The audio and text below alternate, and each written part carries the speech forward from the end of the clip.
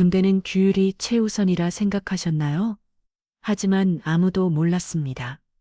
가장 엄격해야 할 그곳이 끔찍한 진실을 숨기고 있었다는 것을. 한 신임 여군 장교는 인간 샌드백으로 전락했고 아버지가 남긴 소중한 기념품마저 처참히 찢겨 나갔습니다. 그녀는 침묵했지만 어둠 속에서 분노의 불꽃이 타올랐습니다. 그리고 결국 군 역사상 전례 없는 피해 숙청이 시작되는데 정의는 군대에도 존재하지 않는다고 믿으셨다면 이 이야기는 당신의 생각을 완전히 바꿔놓을 것입니다. 지하 체력 단련 시 창문 하나 없는 그곳은 땀과 먼지, 녹슨 철 냄새로 가득했다. 형광등은 불안하게 깜빡였고 그림자들이 벽을 타고 길게 늘어졌다. 샌드백에 묶인 사람은 하유진 소희였다. 등산용 로프가 팔목과 허리를 칭칭 감아 그녀를 꽉 조여왔다. 숨을 쉬는 것조차 힘겨웠다. 야, 하소희. 기분이 어때? 내가 있던 대학 군사학 동아리 반 같지 않아? 김민서 중위의 목소리는 비웃음으로 가득했다. 옆에서 박지연 중위와 이소아 하사가 키득거리며 거들었다. 샌드백이 아주 잘 어울리네. 신참은 이렇게 좀 굴려야 제맛이지. 이소아가 손등으로 유진의 뺨을 툭 치자 유진의 얼굴은 붉게 물들었지만 눈빛은 흔들리지 않았다. 뭐야? 아직도 자기가 뭐라도 되는 줄 아나 보네. 김민서가 글러브를 끼고 유진의 복부를 가볍게 쳤다. 둔탁한 소리와 함께 숨이 막혔지만 유진은 신음조차 흘리지 않았다. 그 순간 문이 삐걱 열리며 누군가 들어왔다. 여기서 뭐 하는 겁니까? 야간 순찰 중이던 방위사관이었다. 그의 눈에 들어온 건 샌드백에 묶인 채 고개를 꼿꼿이 세운 하유진 소희. 박지연이 다급히 외쳤다. 아, 그냥 장난이었습니다. 신임 신고식 같은 거예요. 네, 장난이라고요? 방위사관의 얼굴이 굳었다. 그는 황급히 로프를 풀며 유진에게 물었다. 괜찮습니까? 누구 짓입니까? 유진은 잠시 숨을 고른 뒤 흔들림 없는 목소리로 답했다. 괜찮습니다. 그저 장난일 뿐입니다. 모두가 놀란 눈빛으로 그녀를 바라봤다. 하지만 유진은 끝까지 무표정한 얼굴로 자리에서 일어섰다. 이 정도로 무너지면 군인이 아니죠. 순간 방 안의 공기가 무겁게 가라앉았다. 김민서 중위와 이소아 하사는 안도한 듯 웃었지만 속으로는 불안이 엄습했다. 왜냐하면 그날 밤 부대에 퍼진 소문이 있었다. 사단장이 직접 내려와 특별 점검을 한다더라. 그 소식이 전해지자 모두의 얼굴이 하얗게 질렸다. 지하 체력 단련실의 공기는 점점 더 무거워졌다. 샌드백에 묶인 하유진 소희를 둘러싼 건 단 3명의 여군 간부들이었다. 김민서 중위. 이 부대에서 여군이라면 누구도 그녀의 눈치를 보지 않을 수 없었다. 외모는 화려했고 언변은 날카로웠으며 무엇보다 권력을 쥐고 있었다. 그녀 옆에는 늘 그림자처럼 붙어다니는 두 사람, 박지연 중위 그리고 이소아 하사였다.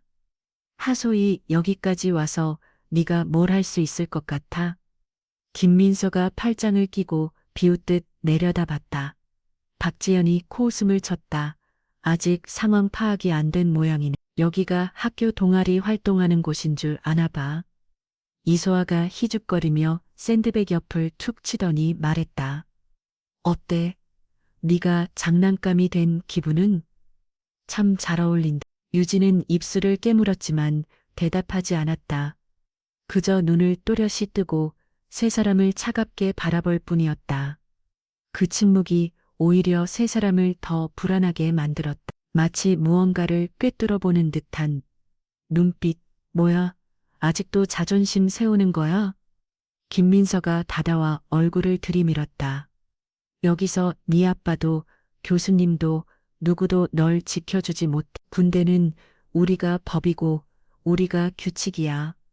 이 말에 박지연과 이소아가 동시에 웃음을 터뜨렸다. 맞아요. 여긴 선임의 말이 곧 진리니까요. 하지만 그 순간 유진이 천천히 입을 열었다. 법이요? 규칙이요? 당신들이 하고 있는 건 단순한 폭력일 뿐입니다. 짧았지만 단호한 목소리였다. 순간 방 안의 웃음소리가 멎었다. 김민서의 표정이 굳어졌다. 박지영과 이소아도 잠시 서로를 바라보았다. 그리고 이상하게도 잠시 스쳐간 침묵 속에서 마치 누가 옆에서 지켜보고 있는 듯한 섬뜩한 기운이 흘렀다. 이소아 하사가 피식 웃더니 한 발 다가섰다. 그렇게 똑바로 쳐다보지 마. 신참 따위가 무슨 눈빛이야? 퍽, 손등으로 유진의 뺨을 세게 때렸다. 얼굴이 옆으로 꺾였지만 유진은 고개를 천천히 돌려 다시 정면을 응시했다. 그녀의 입술 끝은 미세하게 떨렸지만 눈빛은 흔들리지 않았다. 박지연이 비웃듯 말했다. 와, 진짜 대단하다. 울지도 않네. 이소아도 비아냥거렸다. 그래도 아프긴 아플 거야. 그치, 네가 아무리 참아도 몸은 거짓말 안 해. 그때 김민서 중위가 천천히 글러브를 끼기 시작했다. 손가락 하나하나 천천히 조여 끼우는 소리. 그 자체가 불길한 예고처럼 방 안을 메웠다. 좋아. 그럼 어디까지 버틸 수 있는지 시험해 볼까? 그녀가 글러브를 낀 주먹을 유진의 복부에 꽂았다. 둔탁한 소리와 함께 숨이 턱 막히는 고통이 몰려왔다. 유진의 입에서 짧은 숨이 새어 나왔지만 곧 이를 악물었다. 김민서가 고개를 갸웃거리며 웃었다. 아직도 버티네? 참 끈질기다. 근데 그 끈질김이 얼마나 갈까? 이소아와 박지연은 잔인한 미소를 지으며 주위를 맴돌았다. 야, 진짜 샌드백이 따로 없네. 그냥 여기 두고 훈련용으로 써도 되겠다. 그 순간 형광등이 찌지직하고 크게 깜빡였다. 어둠 속에서 잠깐 드러난 유진의 눈동자가 묘하게 빛났다. 그 눈빛은 더 이상 희생자의 눈빛이 아니었다. 마치 어딘가에 숨겨진 칼날 같은 차가움. 김민서가 본능적으로 뒷걸음질을 치려는 순간 문이 덜컥 열리며 야간 순찰 소리가 들려왔다. 여기서 무슨 소란입니까? 세 사람은 동시에 몸을 굳혔다. 그리고 유진은 여전히 말없이 그러나 꿋꿋하게 그들을 노려보고 있었다. 야, 이거 그냥 신고식이야. 너무 진지하게 받아들이지 마라. 김민서가 코웃음을 치며 말했다. 박지연이 손뼉을 치며 거들었다. 맞아. 우리도 다 거쳐간 거잖아. 너만 특별할 줄 알았어? 이소아가 비죽 웃었다. 근데 참 신기하지 않아? 얘는 얼굴도 얌전하고 말투도 차분하고 머리도 단정하게 잘라놨는데 꼭 어디 귀한 집 교수 같아. 세 사람의 시선이 동시에 유진을 훑었다. 그들의 눈빛에는 존중은 없었고 뒤틀린 질투와 경멸만이 가득했다. 엘리트 코스 밟은 아가씨 주제에 군대까지 왔다고 잘난 척하네. 김민서가 비아냥거렸다. 여긴 네가 배운 그 멋진 예절이나 통하는 곳이 아니야. 여기선 울고 피 흘리고 무릎 꿇는 게 예절이야. 박지연이 맞장구 쳤다.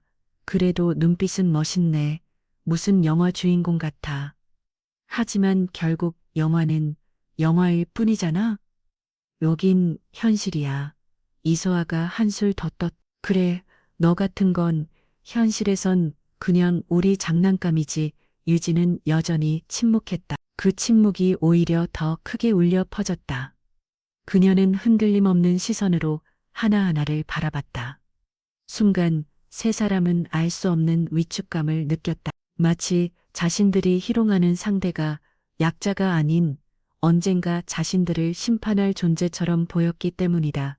김민서가 억지로 웃으며 말했다. 뭐야, 아직도 버틴다고. 좋아. 그럼 네 아버지가 그렇게 자랑스러워 하신다던 그 수첩 한번 볼까? 그녀의 손이 유진의 군복 주머니를 향했다. 방 안의 공기가 한순간에 차갑게 얼어붙었다. 김민서의 손끝이 유진의 군복 주머니 속에서 무언가를 꺼냈다. 작고 낡은 수첩이었다. 표지에는 또렷한 글씨가 새겨져 있었다. 사랑하는 딸 유진에게. 오, 이게 뭐야? 김민서가 비웃듯 목소리를 높였다. 사랑하는 딸 유진에게? 아빠가 직접 써준 거야? 박지연이 눈을 동그랗게 뜨고 웃음을 터뜨렸다. 세상에, 아버지가 인간 선물로 준 거라던. 바로 그거 아냐? 완전 아빠 딸이네. 이소아가 킬킬거리며 덧붙였다. 와, 기업, 아빠가 준 부적 같은 거구나. 네, 이런 건 군대에선 아무 소용없지. 김민서가 손가락으로 수첩을 툭툭 치더니 느닷없이 찌익하고 한 장을 찢어냈다. 종이 조각이 허공에 흩날렸다.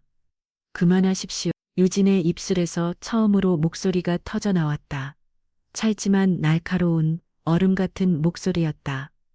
하지만 세 사람은 오히려 더 즐거워했다. 어머나, 드디어 입을 여네. 김민서가 냉소적인 미소를 지으며 또 한 장을 찢었다. 이제야 네가 뭐라도 느끼나 보지? 박지연도 종이 조각을 발로 밟으며 웃었. 이거 봐. 결국 평정심이 흔들리잖아. 이소아가 손뼉을 치며 말했다. 맞아, 맞아. 얘 약점은 바로 이거였네. 아빠한테 받은 수첩. 하하. 김민서는 마지막 장까지 찢어 바닥에 던졌다. 그리고 구두굽으로 지식이며 말했다. 사랑하는 딸, 웃기지 마. 여기선 그딴 감정 아무 의미 없어. 유진은 눈을 감았. 흩날리는 종이조각 대신 떠오른 건 언제나 강인했지만 딸 앞에서는 따뜻했던 아버지의 얼굴. 그녀의 두 손이 로프에 묶여 있었지만 그 순간 마음속 어딘가에서 차갑고 뜨거운 무언가가 동시에 깨어났다. 바닥에는 종이 조각들이 흩날리고 있었다. 김민서는 그 위를 구두로 꾹꾹 밟으며 비웃었다. 봐라. 내 아버지가 적어준 그 따뜻한 말들. 지금은 그냥 쓰레기야. 박지연이 손으로 입을 가리며 웃었다. 하하, 이제 어떡할래? 울 거야? 아니면 아빠한테 전화해서 고자질할래? 이소아도 한마디 거들었다. 그래, 네, 아빠 부르면 다 해결되겠지? 근데 여긴 군대야. 내 아빠도 못 구해. 그들의 웃음소리가 체력 단련실 벽을 울렸다. 유진은 눈을 감았다. 그리고 깊게 숨을 내쉬었다. 아버지는 절대 이 사실을 아셔서는 안 돼. 나약한 모습을 보여드릴 수 없어. 이건 나 혼자 짊어져야 할 짐이다. 그녀의 손목은 여전히 로프에 묶여 있었지만 마음속에서는 더 단단한 결의가 생겨나고 있었다.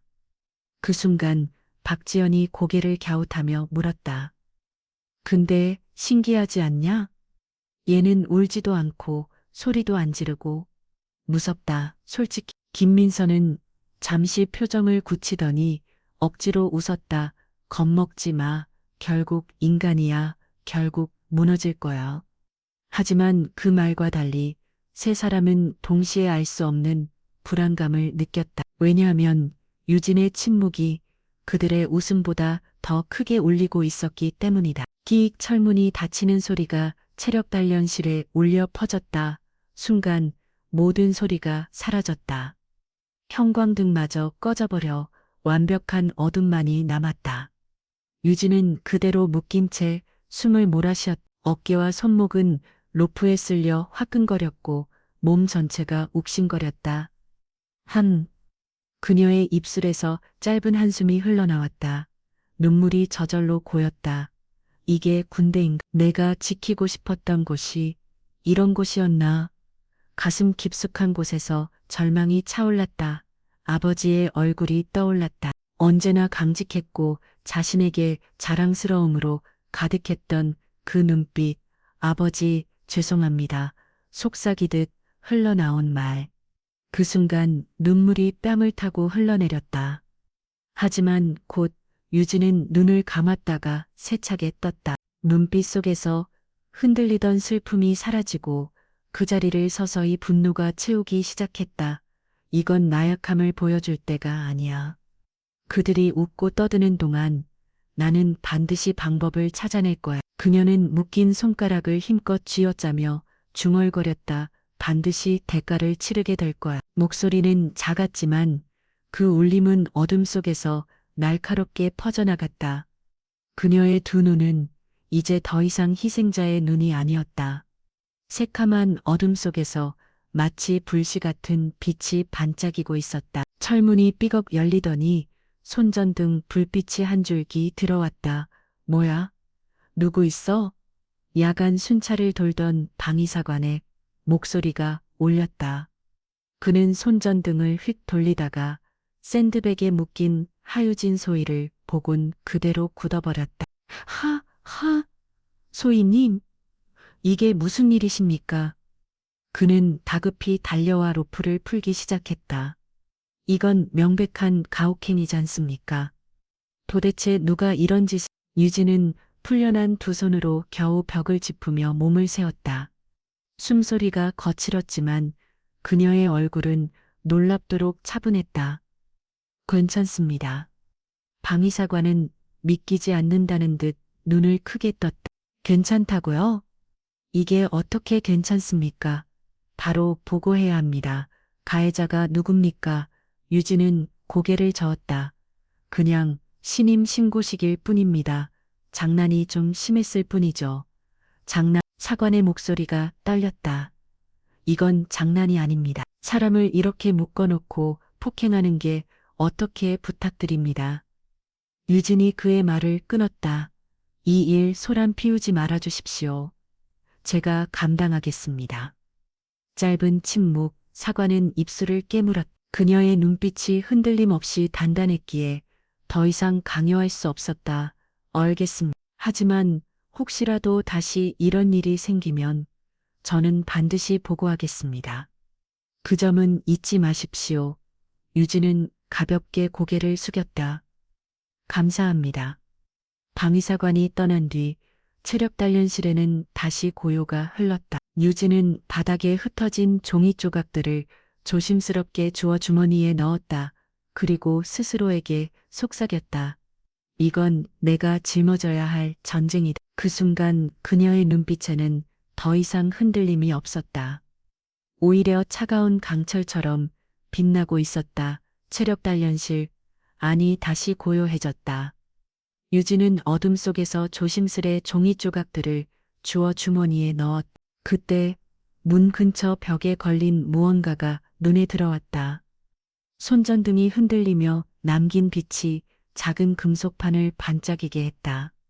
그녀는 천천히 다가가 먼지를 손으로 훔쳤다. 본 체력 단련실은 하태성 회장의 기부로 조성되었습니다. 유진의 눈동자가 순간 크게 흔들렸다. 어머지, 그녀의 목소리가 갈라졌다. 손끝이 미세하게 떨렸다. 여기 내가 모욕당한 이 장소가 아버지가 땀과 정성을 들여 군을 위해 내어준 곳이었다니. 심장이 서늘하게 얼어붙는 듯 했다.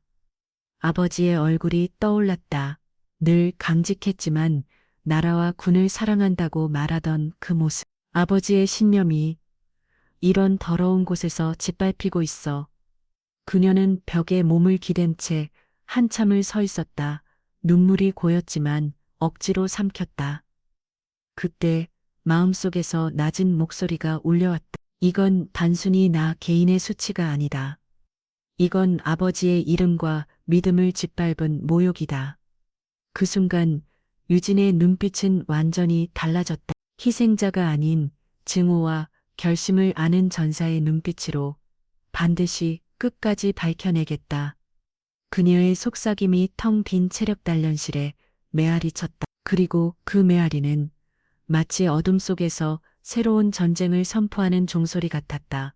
유진은 여전히 벽에 기대어 있었다. 눈앞에 반짝이는 금속판의 글자가 머릿속을 파고들었다. 하태성 회장의 기부로 조성되었습니다. 그 문구가 가슴을 찢었다. 그녀의 목소리는 속삭임이었지만 그 안에는 끝없는 죄책감과 슬픔이 섞여 있었다. 눈물이 뺨을 타고 흘렀다. 하지만 그 눈물은 단순히 개인적인 아픔 때문이 아니었다. 이건 나를 모욕한 게 아니야. 아버지가 믿어왔던 군이라는 이상을 짓밟은 거야. 군대가 이렇게 변했단 말입니까? 유진은 떨리는 목소리로 혼잣말을 했다. 그녀는 어린 시절 아버지가 들려주던 말을 떠올렸다. 군은 나라를 지키는 최후의 보루다. 진실과 정의가 살아있어야 한다.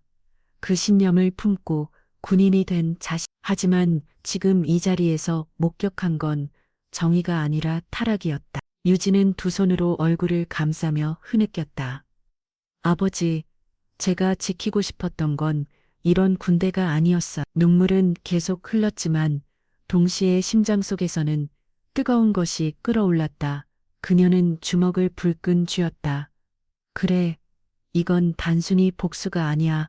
반드시 바로잡아야 해. 눈가가 젖어 있었지만 그 눈빛은 이전과 전혀 달랐다. 더 이상 피해자가 아닌 사명을 짊어진 전사의 눈빛이었다. 업성 피해자가 아닌 사명을 짊어진 전사의 눈빛이었다. 그리고 그 순간 유진은 스스로 새로운 전쟁을 시작했음을 직감했다. 다음 날 아침 부대 전 장병들이 연병장에 정렬해 있었다. 찬바람이 불어오는 가운데 군복을 단정히 입은 하유진 소위가 행렬 속으로 걸어 들어왔다. 그녀의 표정은 놀라울 만큼 평온했다. 마치 어제 밤의 일들은 전혀 없었던 것처럼. 박지연이 옆구리로 이소아를 슬쩍 찔렀다. 야, 제 표정 좀 봐. 진짜 아무 일도 없었던 것 같아. 이소아는 억지로 웃으며 속삭였다. 그럴 리가 없잖아. 분명 속으론 무너졌을 거야. 그냥 버티는 척 하는 거지. 하지만 김민서는 눈썹을 찌푸렸다. 그녀의 직감이 불편하게 속삭이고 있었다. 저 눈빛, 저건 단순히 참는 게 아니야. 행사 후 중대장이 조용히 간부들을 불러 모았다. 어젯밤 이상한 소문이 돌던데 사실입니까? 순간 공기가 얼어붙었다. 아무도 대답하지 못했다. 중대장은 한숨을 내쉬며 고개를 저었다. 좋다, 이건 없던 일로 하겠다. 괜히 시끄럽게 해서 부대 명예에 흠집 나면 안 되니까. 박지연이 속으로 안도의 숨을 내쉬었다. 후, 다행이다. 하지만 김민서의 이마엔 땀이 맺혔다. 없던 일. 그래도 저 아이가 입만 열면 모든 게 끝나는데. 그 순간 유진이 중대장의 앞에 다가와 경례를 했다. 보고할 사항 없습니다. 짧은 한마디였지만 모든 시선이 그녀에게 향했다. 그녀의 눈빛은 여전히 평온했다. 그러나 그 평온함 속에는 묘한 압박감이 있었다. 김민서는 본능적으로 눈을 피했다. 그리고 알 수 없는 두려움이 가슴을 죄었다. 왜 아무것도 말하지 않는 거지? 그 침묵이 오히려 더 무서워. 그날 밤 내무반 불이 꺼지고 모두가 잠든 뒤였다. 유진은 몰래 휴대전화를 꺼내 조용히 복도 끝 창가로 나왔다. 손가락이 잠시 망설이다가 결국 아버지의 번호를 눌렀다. 신호음이 몇 번 울리자 익숙한 목소리가 들려왔다. 유진아, 이 시간에 웬일이냐? 훈련 힘들어서 못 견디겠어. 유진은 한동안 아무 말도 하지 못했다. 겨우 떨리는 목소리로 입을 열었다. 아버지, 저 묻고 싶은 게 있어요. 뭔데? 아버지는 여전히 제가 군인이 된 걸 자랑스러워 하시나요? 잠시 정적. 전화기 너머에서 아버지의 숨소리가 들렸다. 그리고 이내 단호한 대답이 흘러나왔다. 그게 무슨 소리냐? 유진아, 넌 언제나 내 가장 큰 자랑이다. 그 말에 유진의 눈가가 붉어졌다. 목소리가 떨렸다. 정말요? 그럼 네가 어떤 길을 선택했든 상관없. 하지만 나라를 지키겠다고 군인의 길을 선택한 건 나에겐 더 없는 기쁨이다. 유진의 눈물이 뚝뚝 떨어졌다. 하지만 울음을 들키지 않으려 이를 악물었다. 아버지는 낮은 목소리로 덧붙였다. 유진아, 네가 어떤 당황에 있든 나는 널 믿는다. 네가 군복을 입은 순간부터 넌 더 이상 혼자가 아니다. 그 말에 유진은 더 이상 참지 못하고 흐느꼈다.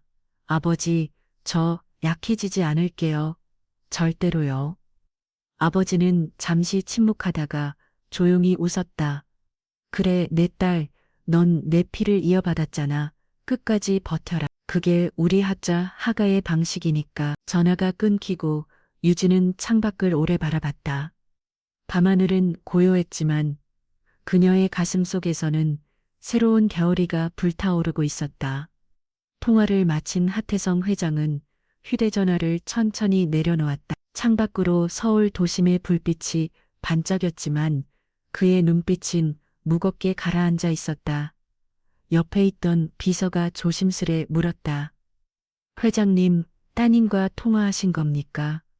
그래 하태성은 짧게 대답했다. 비서는 머뭇거리다 용기를 내어 물었다. 무슨 문제가 있으신 건가요? 하태성은 눈을 가늘게 뜨며 창밖을 응시했다. 유진이는 아무 말도 하지 않았어. 하지만 난 안다. 아이 목소리에 숨어있는 떨림을. 그는 한 손으로 관자놀이를 누르며 낮게 중얼거렸다. 군대가 내 아이를 상처 입히고 있. 잠시 후 그는 휴대전화를 들어 번호를 눌렀다. 첫 번째는 국방부 장관. 장관 나하태성 일세. 당장 확인해보게. 이번 주에 내 부대에서 무슨 일이 벌어지고 있는지. 그 다음은 사단장에게 직접 전화를 걸었다. 사단장, 자네가 지휘하는 부대에 내 딸이 있다네. 나는 별다른 부탁도 하지 않지. 하지만 자네가 직접 눈으로 확인하는 게 좋을 거야. 상대방은 당황스러운 목소리로 대답했. 네, 회장님. 제가 곧 직접 확인하겠습니다. 하태성은 전화를 끊고 깊은 숨을 내쉬었다. 그리고 낮게 웃었다. 이제 시작이다. 감히 내 딸을 건드린 대가가 어떤 건지 그들에게 보여주지. 그의 차갑게 빛나는 눈빛은 재계의 거물이 아닌 한 아버지의 눈빛이었다. 자식에게 닥친 위협 앞에서 어떤 권력도 그를 막을 수 없었다. 그 시각 부대 안에서는 이미 소문이 돌기 시작했다. 사단장이 직접 특별 점검을 나온다더라. 장병들의 얼굴이 하나같이 굳어갔다. 며칠 뒤 부대 안에 긴장감이 감돌았다. 식당, 복도, 내무반, 어디를 가도 같은 소문이 흘러나왔다. 사단장이 직접 내려온대. 진짜야? 사단장이 왜 여기까지 와? 특별 점검이라잖아. 그냥 장난은 아니래. 장병들의 얼굴은 하나같이 굳어 있었다. 특히 김민서, 박지연, 이소아 세 사람은 밥을 먹으면서도 숟가락이 손에서 덜덜 떨렸다. 야, 혹시 유진이가 말한 거 아니야? 박지연이 속삭였다. 이소아가 불이 나게 고개를 저었다. 아니야. 걔 어제까지도 아무 말 없었잖아. 침묵했잖아. 김민서는 입술을 깨물었다. 그게 더 무서운 거다. 아무 말도 안 하는 게. 오히려 우리 목줄을 쥐고 있다는 뜻일 수도 있어. 그 순간 식당 문이 열리고 유진이 들어왔다. 그녀는 늘 그랬듯이 군모를 바르게 눌러쓰고 무표정한 얼굴로 식판을 들었다. 아무 일 없다는 듯 밥을 먹는 그녀의 태도에 오히려 세 사람의 심장이 더 요동쳤다. 며칠 후 마침내 그날이 왔다. 사단장이 직접 부대를 찾았다. 집합 구령과 함께 모든 병사들이 연병장에 정렬했다. 사단장은 날카로운 눈빛으로 부대 곳곳을 살폈다. 군대란 질서와 정의가 바로 서 있어야 한다. 나는 오늘 그걸 확인하러 왔. 그 말이 떨어지자 공기는 얼어붙었다. 누군가는 침을 삼키고 누군가는 고개를 푹 숙였다. 김민서의 손등에는 땀이 흘렀다. 박지영과 이소아는 숨소리조차 크게 내지 못했다. 하지만 유진은 묵묵히 시선을 정면에 고정하고 있었다. 눈빛엔 흔들림이 없었다. 사단장의 발걸음이 점점 가까워졌다. 그리고 그 순간 모두의 숨이 멎었다. 연병장 한가운데 사단장의 목소리가 울려 퍼졌다. 군대는 질서와 정의로 움직여야 한다. 하지만 나는 들었다. 이 부대에서 가혹행위와 따돌림이 있었다는 소문을 장병들의 시선이 서로 흔들렸다. 공기는 얼어붙었고 심장박동 소리가 귓가에 울리는 듯 했다.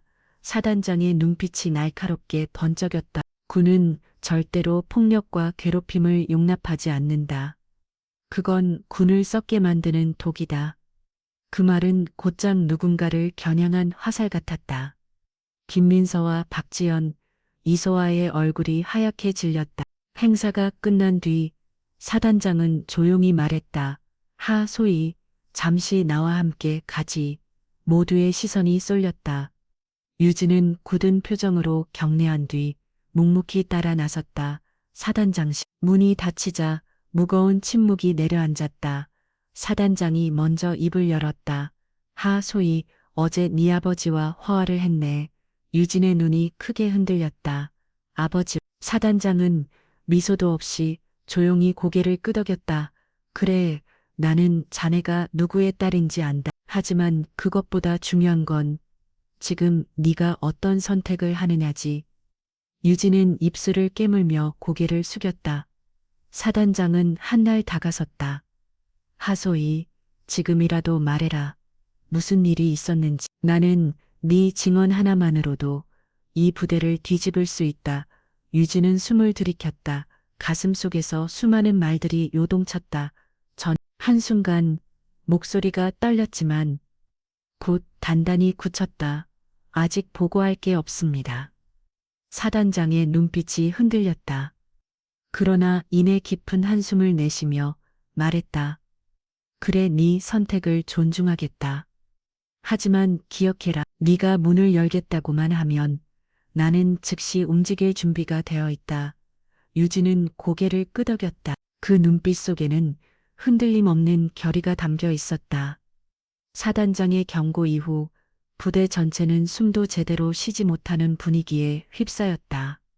중대장은 하루에도 몇 번씩 본부에서 걸려오는 전화를 받으며 진땀을 흘렸다. 상황 보고는 언제까지 미룰 건가? 소문이 사실인지 아닌지 당장 확인하라. 윗선의 압박은 거세졌고 간부들의 얼굴은 날마다 굳어갔다. 어느 날 저녁 내무반 한쪽에서 박지연은 결국 무너져 버렸다. 그녀는 손을 떨며 속삭였다. 나 더는 못하겠어. 숨이 막혀. 이렇게 가면 진짜 다 끝장이야. 이소아가 다급히 말했다. 야, 입 다물어. 괜히 입 열면. 하지만 박지연은 눈물을 뚝뚝 흘리며 고개를 저었다. 아니야. 이미 늦었어. 차라리 내가 먼저 말하는 게 나아. 그녀는 바로 중대장실로 뛰어들어갔다. 보고하겠습니다. 숨가쁜 목소리로 박지연은 모든 걸 쏟아냈다. 우리가 하유진 소희를 괴롭혔습니다. 샌드백에 묶고 폭행하고 아버지가 주신 수첩까지 찢어버렸습니다. 중대장의 얼굴은 핏기가 사라졌다. 순간 전화벨이 울렸다. 예, 사단장님. 그 보고는 곧장 상부로 전달되었다. 다음 날 아침 갑작스레 군용 지프 여러 대가 부대 앞에 멈춰섰다. 차에서 내린 건 헌병대원들이었다. 그들의 군화 발소리가 연병장을 울렸다. 헌병대다. 병사들의 속삭임이 퍼졌다. 곧 이어진 건 전격적인 조사였다. 사무실 문이 열리고 생활관 문이 두드려졌다. 관련자 전원, 조사받으러 나와. 김민서의 얼굴은 잿빛이 되었다. 이소아는 다리가 풀려 주저앉았다. 그리고 그 순간 유진은 멀리서 그 광경을 바라봤다. 여전히 말없이 흔들림 없는 눈빛으로 드디어 시작됐군. 헌병대의 호위 아래 김민서, 박지연, 이소아 세 사람은 양팔이 묶인 채 지프에 태워졌다. 그들의 얼굴은 창백했고 발걸음은 힘없이 질질 끌렸다. 이게 진짜 끝인가? 박지연이 중얼거렸고 이소아는 울먹이며 고개를 숙였다. 김민서는 끝내 아무 말도 하지 못한 채 이를 악물었다. 병사들은 멀리서 그 모습을 지켜보며 서로 수군거렸다. 저 사람들이 결국 잡혀가네. 그동안 다들 눈치만 봤는데 이제는 끝났어. 그때 연병장 앞에 낯익은 고급 차량 한 대가 미끄러지듯 들어왔다. 운전석에서 내린 이는 다름 아닌 하태성 회장이었다. 사단장이 직접 달려나와 인사를 했다. 회장님, 이렇게 직접 오시다니. 하태성은 짧게 고개를 끄덕이며 낮게 말했다. 나는 군을 믿었습니다. 내 딸을 군에 맡긴 것도 군이 정의를 지킬 거라 믿었기 때문입니다. 사단장의 표정이 굳었다. 하태성의 눈빛은 싸늘했고 목소리는 서늘했다. 하지만 군은 내 믿음을 배신했습니다. 사단장은 아무 말도 하지 못했. 잠시 침묵이 흘렀고 연병장은 얼어붙은 듯 고요했다. 사단장은 결국 고개를 숙였다. 책임은 제게 있습니다. 모든 걸 바로잡겠습니다. 하태성은 눈을 가늘게 뜨며 대답했다. 바로잡는 걸로는 부족합니다. 다시는 이런 일이 반복되지 않도록 해야 합니다. 그 목소리는 한 기업인의 차가운 협박이 아니라 한 아버지의 절규에 가까웠다. 그리고 그 순간 멀리서 하효진이 모습을 드러냈다. 군무를 쓴 채 여전히 똑바로 선 눈빛, 아버지와 딸의 시선이 교차했다.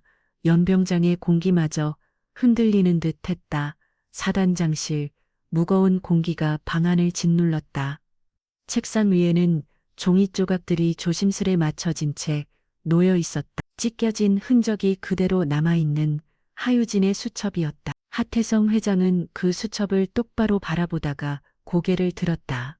그 눈앞에는 군모를 벗고 선 딸 하유진이 있었다. 머리 유지나 짧지만 그 한마디 속에는 무수한 감정이 얽혀 있었다. 유진은 입술을 깨물며 낮게 대답했다. 아버지. 두 사람 사이에는 길고 깊은 침묵이 흘렀다.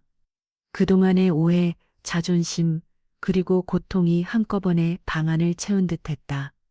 사단장이 조용히 말했다. 회장님, 그리고 하소희. 지금 이 자리는 단순한 가족의 대화가 아닙니다. 한쪽은 아버지로서, 한쪽은 군인으로서 책임이 있습니다. 하태성이 천천히 고개를 끄덕였다. 맞습니다. 나는 아버지로서 아이를 지켜야 하고 동시에 국민으로서 군을 지켜야 합니다.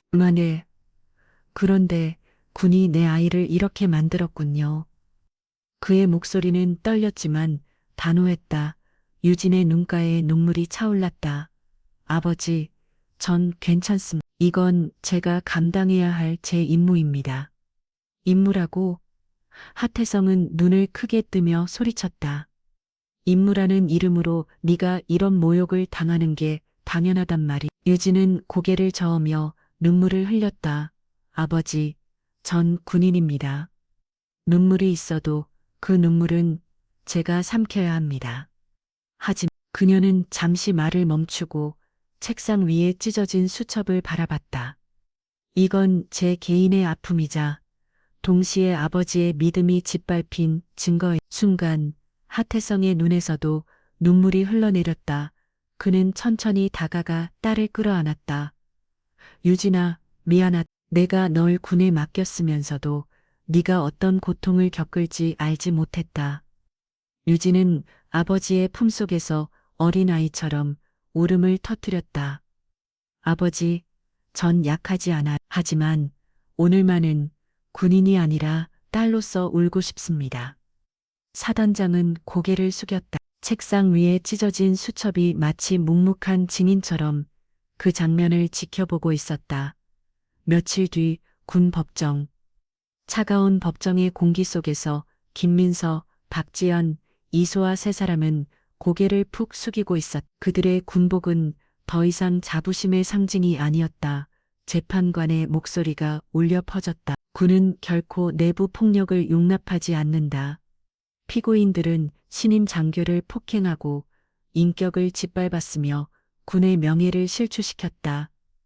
법정안이 숨죽인 침묵으로 가득 찼다. 따라서 피고인 전원에게 중징계를 선고한다. 군 복무 자격 박탈, 불명예 저녁. 순간 세 사람의 얼굴이 완전히 무너졌다. 김민서는 이를 악물며 눈을 감았고 박지연은 주저앉아 울부짖었다. 이소아는 떨리는 목소리로 중얼거렸다. 네, 끝났어, 모든 게. 그 방청석에서 하태성 회장이 자리에서 일어섰다. 그의 목소리는 낮지만 단호했다. 오늘 나는 다시 확인했다. 군대에도 정의가 살아있음을. 그리고 잠시 침묵하다가 덧붙였다. 하지만 기억하라. 학야를 모욕한 대가는 가볍지 않다. 내 딸을, 내 가문을 건드린 자들은 평생 그 낙인을 안고 살아야 할 것이다. 법정 안은 얼어붙었다. 그 목소리는 협박이 아니라 이미 확정된 운명처럼 들렸다. 그 시각 유진은 조용히 아버지를 바라봤다. 그녀의 눈가에는 눈물이 맺혀 있었지만 동시에 결의가 서려 있었다. 이건 단순히 내 복수가 아니야. 이건 정의를 세우는 일이다. 군사 재판이 끝난 후 여파는 컸다. 사건을 눈감아주려 했던 간부들도 줄줄이 징계를 받았. 한때 권위적으로 군림하던 이들의 이름이 하나하나 낭독될 때마다 부대 안공기는 서늘해졌다. 병사들은 작은 목소리로 속삭였다. 결국 다 드러나는구나. 이제 뭔가 달라지겠지? 그로부터 2년 한층 달라진 모습의 연병장에 새로운 중대장이 부대원들 앞에 섰다. 정렬. 굳은 목소리의 장병들이 일사불란하게 움직였다. 군모 아래로 드러난 단단한 눈빛. 바로 하유진 중대장이었다. 병사들이 술렁였다. 와, 진짜 하유진 중위가 중대장이 됐어? 2년 전 그 사건 이후로 완전히 달라졌다던데. 유진은 단호하지만 따뜻한 목소리로 말했다. 군대는 약자를 짓밟는 곳이 아닙니다. 이곳은 정의와 동료애가 살아있어야 하는 곳입니다. 짧은 순간 침묵이 흘렀다. 그리고 누군가 힘차게 대답했다. 예, 알겠습니다. 장병들의 목소리가 합쳐져 연병장을 울렸다. 그날 저녁 생활관에서 신병 한 명이 조심스레 다가와 속삭였다. 중대장님, 사실 전 늘 무섭고 힘들었는데 오늘 말씀을 들으니 진짜 군인이 되고 싶다는 생각이 들었습니다. 유진은 잠시 그 병사의 어깨를 두드리며 미소 지었다. 군인은 싸우는 사람만을 뜻하지 않는다. 서로를 지켜주는 게 군인이다. 창밖으로 석양이 물들어갔다. 2년 전 눈물 속에서 무너졌던 그녀는 이제 강인하게 서 있었다. 그리고 그 눈빛에는 여전히 아버지의 가르침이 살아있었다. 오늘도 끝까지 시청해 주셔서 감사합니다. 앞으로도 더 많은 드라마 같은 이야기를 놓치고 싶지 않으시다면 구독과 알림 설정 꼭 부탁드립니다.